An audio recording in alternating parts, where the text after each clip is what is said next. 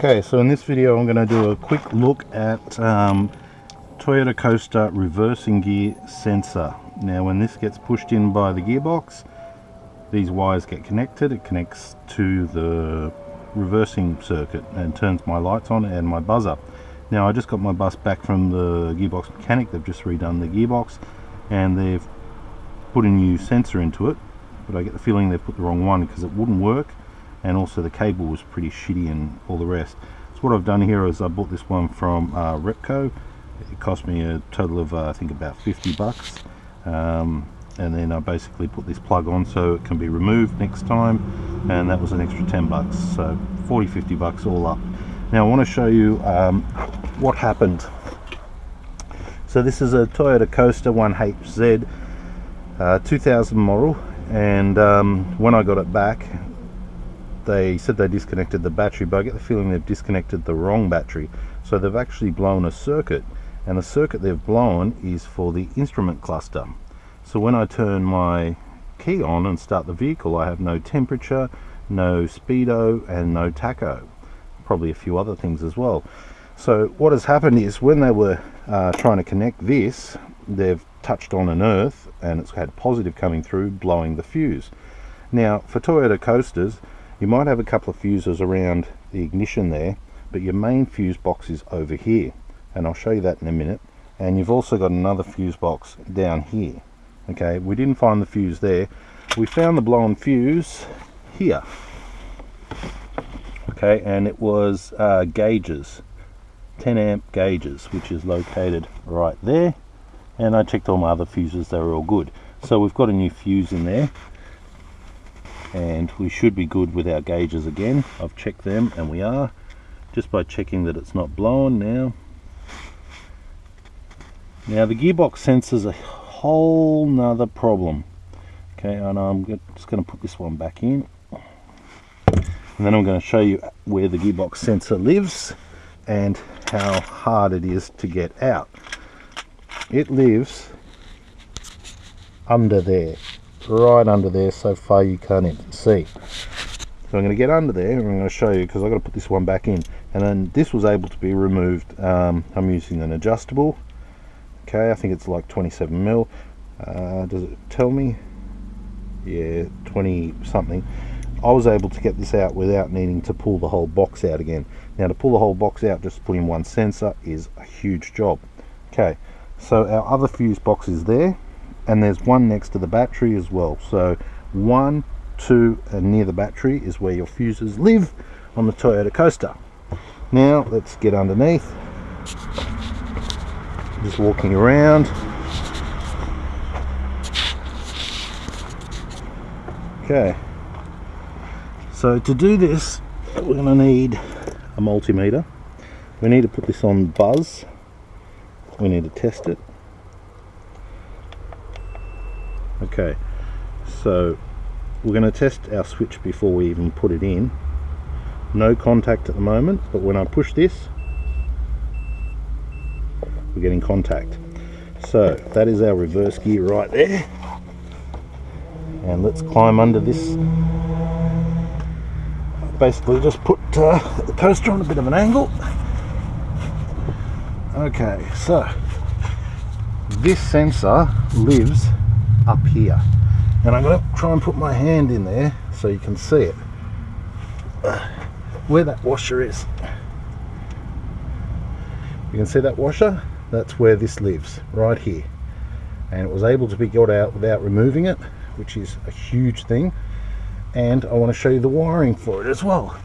This is my wiring here. This is my plug here, and as you can see, that is crap. That's not going to fit on the back of the circuit at all. So what I've done is I have soldered it on, hardwired it, flexible conduit and a removable plug. Then I'm going to use these wires and tap into these wires here, and that will do our job just nicely. So now we have to get this sensor back in, and it lives basically on the other side of this gearbox. It needs to be tightened. What an absolute disaster. It wasn't done while the gearbox was going in, but we're doing it again anyway, and let's see how it goes. Okay, so to get this back in, you can see I'm literally hugging this gearbox I've got my sensor on one side, I've got my hand coming through the other side. I'll probably have to come from the top here just to be able to sort of hand this sensor over to the other side. Okay, I can feel the hole, and I'm completely working blind here. Okay, I've got the sensor in my other hand, guiding it into the hole. I can feel the washer's still connected, still where it should be. Okay, go sit, go sit.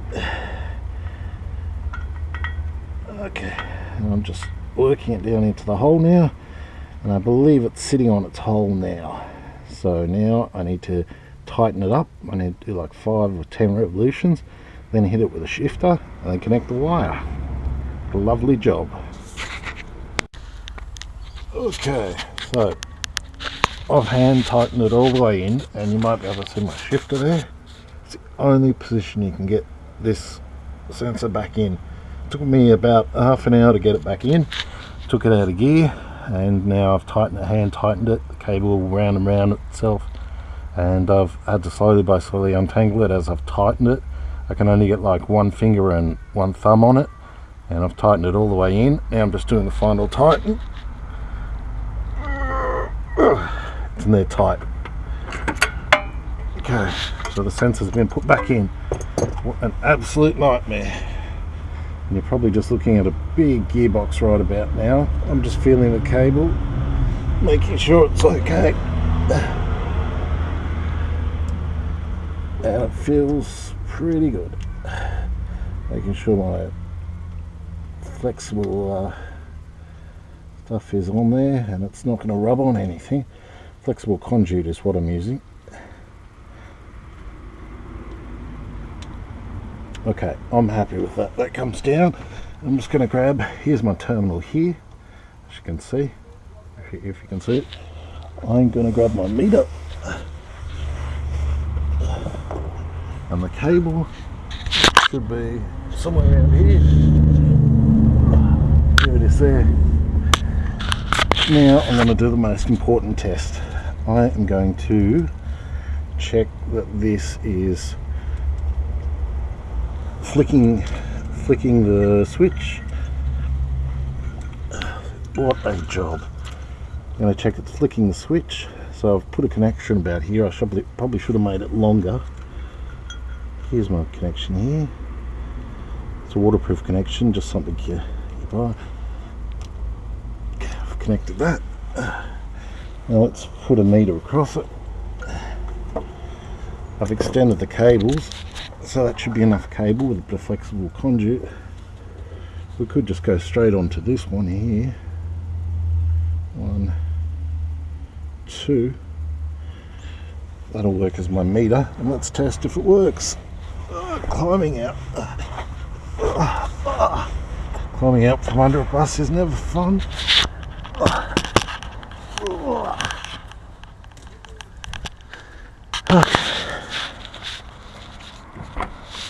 So here is the big test. Okay, let's put it into reverse, make sure it is in reverse. Moving all the tools.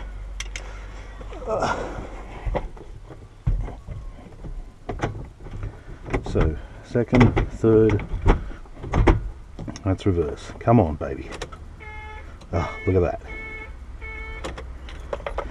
So that's the reversing switch in.